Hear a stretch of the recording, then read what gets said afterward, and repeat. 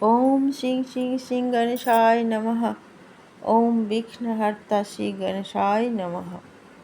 নমস্কার বন্ধুরা, শ্রী গণেশ চতুর্থী, শ্রী গণেশের জন্ম কাহিনী।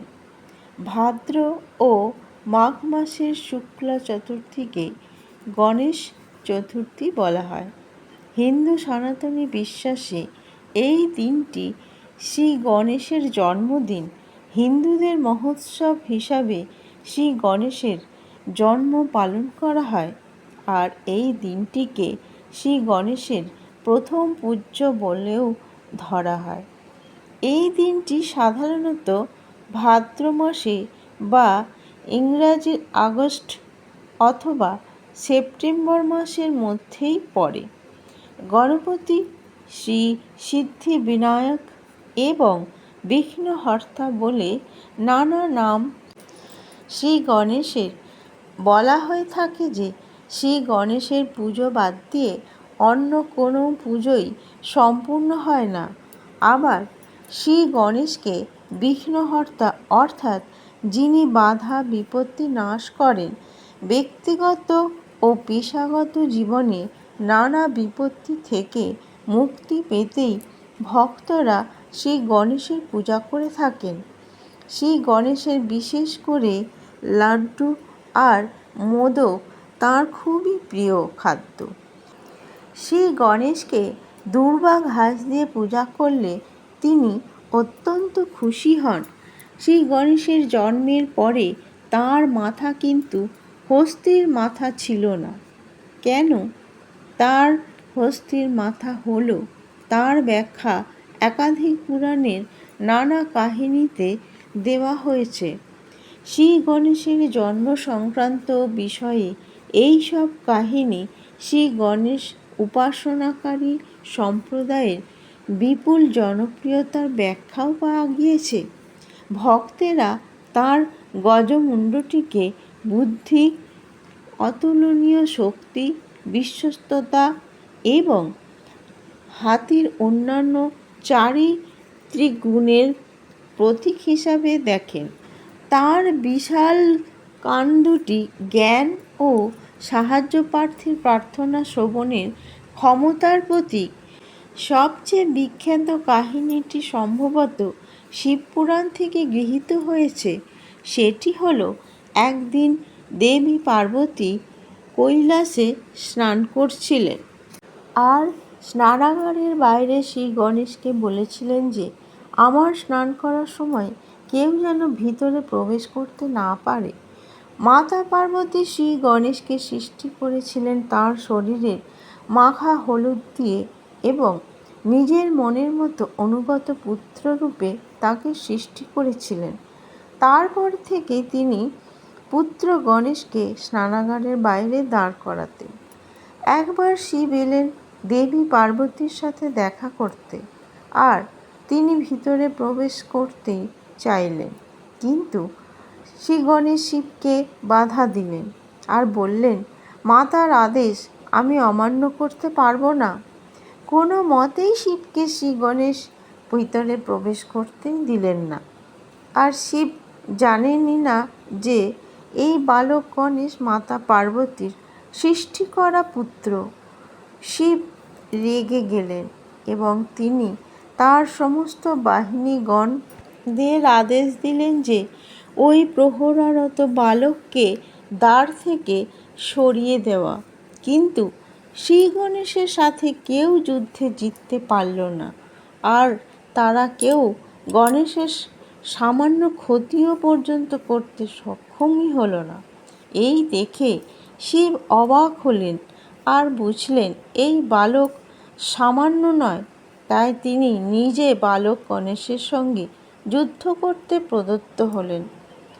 অনেকক্ষণ যুদ্ধ করলেন আর অবশেষে শিব তাঁর ত্রিশূল দিয়ে বালক গণেশের মাথা কেটে হত্যা করলেন। মাতা পার্বতী তৎক্ষণাৎ ছুটে এসে মৃত পুত্রকে দেখে প্রচণ্ড রেগে গিয়ে সমগ্র সৃষ্টিকে বিনাশ করার জন্য উদ্যোগী হলেন। তখন সৃষ্টিকর্তা ব্রহ্মদেব তাঁর কাছে ক্ষমা ভিক্ষা করলেন। মাতা পার্বতী দুটো শর্ত দিলেন। প্রথমত, পুত্র গণেশের প্রাণ ফিরিয়ে দিতেই হবে, আর দ্বিতীয়ত, সকল দেবতার পূজার আগে তাঁর পূজার বিধি প্রবর্তন করতে হবে। এই সময়ে শিবেরও রাগ পড়ে গিয়েছিল। তিনি দেবী পার্বতীর দুই শর্ত মেনে নিলেন। শিব পরমপিতা ব্রহ্মাকে উত্তর দিকে পাঠিয়ে দিলেন আর বলে দিলেন যে যে প্রাণীটিকে প্রথমে দেখতে পাওয়া যাবে তিনি যেন তারই মস্তক কেটে নিয়ে আসেন। তারপরে সৃষ্টিকর্তা ব্রহ্মা উত্তর দিকে গিয়ে অনেক খোঁজার পরে একটি শ্বেতহস্তীর দেখতে পেয়ে তার মাথা কেটে নিয়ে ফিরে এলেন। আর শিব সেই শ্বেতহস্তীর মাথাটিকে শ্রী গণেশের দেহে স্থাপন করে দিলেন এবং বালক গণেশের মধ্যে পুনঃ প্রাণের প্রতিষ্ঠা করে দিলেন। তখন থেকে শিব মাতা পার্বতীর সৃষ্টি করা পুত্র গণেশকে নিজ পুত্র বলে ঘোষণা করলেন আর সকল দেবতার পূজার আগে শ্রী গণেশের পূজার ব্যবস্থাও করে দিলেন। সেই সঙ্গে শিব তার সমস্ত গণের অধিপতি হিসাবে নিযুক্ত করলেন, আর তাই শ্রী গণেশকে গণপতি বাপ্পাও বলা হয়ে থাকে। শ্রী গণেশের জন্ম ও তাঁর হস্তি মস্তক নিয়ে আরও একটি প্রচলিত কাহিনী রয়েছে। পুরাকালে হাতির বৈশিষ্ট্য সম্পন্ন এক অসুরের অস্তিত্ব ছিল। তার নাম গজাসুর। সে একবার বহুকাল বর্ষ পর্যন্ত তপস্যা করেছিলেন শিবের। শিব তার তপস্যায় সন্তুষ্ট হয়ে তাকে তার মনোমতো বর দিতে ইচ্ছা প্রকাশ করেন। তখন গজাসুর চাইল তার শরীর থেকে যেন সব সময় আগুন বের হয়, যাতে কেউ তার কাছে ঘেঁষতে সাহস না পায়। শিব তাকে সেই বরই দিলেন। কিন্তু গজাসুর তার তপস্যা আবারও চালিয়ে যেতে লাগল। শিব আবারও তার সামনে এসে গজাসুরকে বর দিতে চাইলেন। ওই অসুর তখন বলল, আমি চাই আপনি আমার উদরে বাস করুন। শিব তুষ্ট হয়ে গজাসুরের মনমতো বর দিয়ে দেন, কিন্তু এই বর অন্য সমস্যার সৃষ্টি করে। দেবী পার্বতী বহুকাল শিবের কৈলাসে না আসার কারণে তাকে খুঁজতে বের হন। শেষে তিনি ভ্রাতা ভগবান বিষ্ণুর সাহায্যে শিবকে খুঁজে পান। বিষ্ণু তখন শিবের বাহন নন্দীকে এক নৃত্যকারী ষাঁড় বানিয়ে নিজে বাঁশিওয়ালার ছদ্মবেশ ধরে উভয় মিলে আসেন গজাসুরের কাছে বাঁশি বাজাতে। বিষ্ণুর বাঁশি শুনে গজাসুর খুশি হয়ে তাকে কিছু দিতে চাইলেন। বিষ্ণু বললেন, গজাসুরের উদরে অবস্থিত বন্দী শিবের মুক্তি চায়। সে বিষ্ণুকে চিনতে পেরে তাঁর পায়ে লুটিয়ে পড়ল আর শিবকে তার উদর থেকে মুক্তি দিয়ে দিল। তখন গজাসুর শেষ বরটি চাইল। সে বলল, আমি চাই আমি মরে যাওয়ার পরও যেন লোকে আমার মাথাটিকে পূজা করে। শিব তখন শ্রী গণেশের মৃতদেহটিকে এনে সেখানে পুত্রের মুন্ডু বদল করালেন। সেই থেকে সকল দেবতার পূজার আগে শ্রী গণেশের পূজা চালু হলো। ব্রহ্মবৈবর্ত পুরাণের কাহিনী অনুসারে শ্রী গণেশের জন্ম হয়েছিল অন্যভাবে। শিব ও পার্বতী পুত্র লাভের আশায় পুণ্যক ব্রত ও বিষ্ণু পূজা করেছিলেন। এই ব্রতে তুষ্ট হয়ে শ্রী বিষ্ণুদেব বলেছিলেন তিনি প্রতি কল্পে মাতা পার্বতীর পুত্ররূপে অবতীর্ণ হবেন। এরপরে মাতা পার্বতীর এক পুত্রের জন্ম হয়। সকল দেব দেবী তাঁর জন্ম উপলক্ষে উৎসবে মেতে ওঠেন। যদিও সূর্যদেবের পুত্র শনিদেব পার্বতীর পুত্রের দিকে দেখার জন্যে ইতস্তত বোধ করেন, কারণ শনিদেবের বক্র দৃষ্টি অমঙ্গলজনক। কিন্তু মাতা পার্বতীর পীড়াপিড়িতে শনিদেব ওই শিশুটির দিকে তাকাতেই বাধ্য হলেন, আর মুহূর্তের মধ্যে শিশুর মস্তক ছিন্ন হয়ে গোলকে চলে যায়। শিব ও পার্বতী এতে শোকে মুহ্যমান হয়ে পড়লেন। বিষ্ণুদেব গরুর পক্ষীর পিঠে চড়ে পুষ্কর ভদ্র নদীর তীরে এসে উপস্থিত হন। সেখানে থেকে তিনি একটি হস্তী শিশুর মাথা নিয়ে ফিরে আসেন।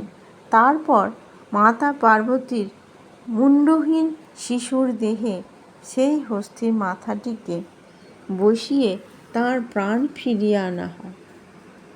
এই শিশুর নাম রাখা হয় শ্রী গণেশ এবং সমস্ত দেবদেবীরা তাকে আশীর্বাদ করেন। ভাদ্র ও মাঘ মাসের শুক্লা চতুর্থীকে গণেশ চতুর্থী বলা হয়। গণেশের বাহন হলো ইঁদুর। পুরাকালে মুষিকাসুর নামে এক অতীব অত্যাচারী অসুর ছিল।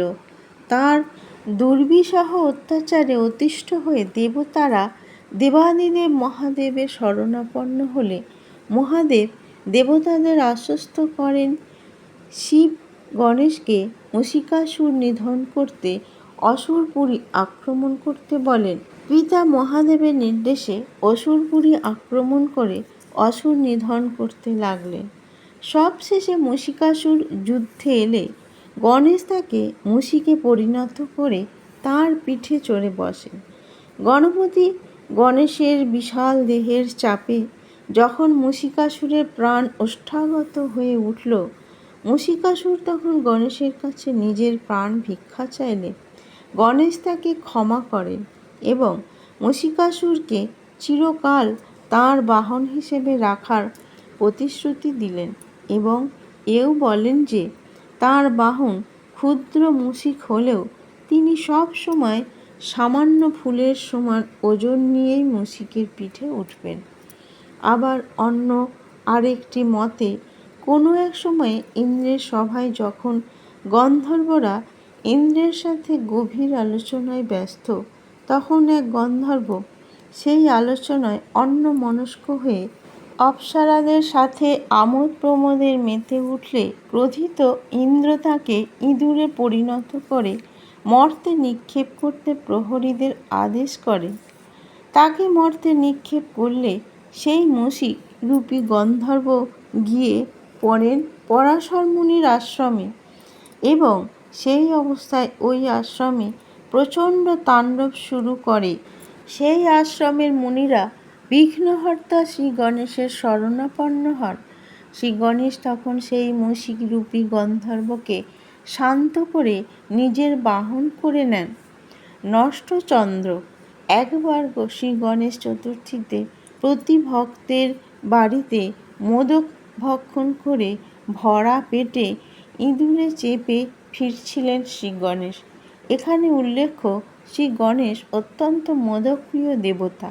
পথে ইঁদুরের সামনে একটি সাপ এসে পড়লে সে ভয়ে কাঁপতে শুরু করে। এতে গণেশ পড়ে যান ও তার পেট ফেটে সমস্ত মোদক রাস্তায় গড়িয়ে পড়ে যায়।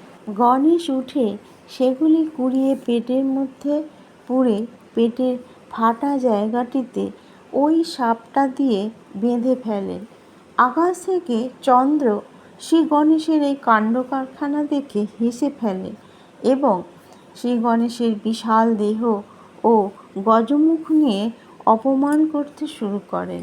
চন্দ্রের এমন আচরণে ক্রুদ্ধ হয়ে গণেশ অভিশাপ দেন যে ভাদ্র মাসের শুক্লা চতুর্থীর দিন যে চাঁদ দেখবে তার জীবনে নেমে আসবে দুর্ভোগ, হতে হবে অপমানিত।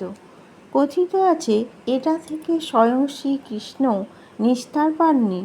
সেই দিনে চাঁদকে দেখে শ্রীকৃষ্ণ সামন্তকমণি হরণের মিথ্যা অপবাদের অভিযোগে অপমানিত হয়েছিলেন। অপর এক কাহিনী অনুসারে ভাদ্র মাসের শুক্লা চতুর্থী তিথিতে শ্রী গণেশ কৈলাস থেকে জন্মদিনের ভোজ সেরে যখন স্ত্রী ঋদ্ধি ও সিদ্ধিকে নিয়ে গণলোকে ফিরে যাচ্ছিলেন, তখন পথে চন্দ্রের সাথে দেখা হয়। আপন সৌন্দর্যে গর্বিত চন্দ্র শ্রী গণেশের হাতির মাথা ও বিশাল ভুঁড়ি নিয়ে ব্যঙ্গাত্মক আচরণ করেন এবং ঋদ্ধি ও সিদ্ধির মতো অপরূপ সুন্দরী স্ত্রী শ্রী গণেশের ভাগ্যে কী করে জুটল এই নিয়ে অপমান করতে থাকেন। এতে শ্রী গণেশ ক্রুদ্ধ হয়ে চন্দ্রকে অভিশাপ মন্ত করেন। ফলে চন্দ্র নিষ্প্রভ হয়ে পড়েন। শ্রী গণেশ এও অভিশাপ দেন যে এরপর থেকে আর কেউ চন্দ্রকে দেখবে না, আর যদি কেউ দেখে তবে তার জীবনে দুর্ভোগ নেমে আসবে। চন্দ্র তখন শ্রী গণেশের কাছে নিজের কৃতকর্মের জন্য অনুতাপ করে ক্ষমা প্রার্থনা করতে থাকেন। এতে শ্রী গণেশ শান্ত হয়ে তাঁর অভিশাপকে কিছুটা লাঘব করেন।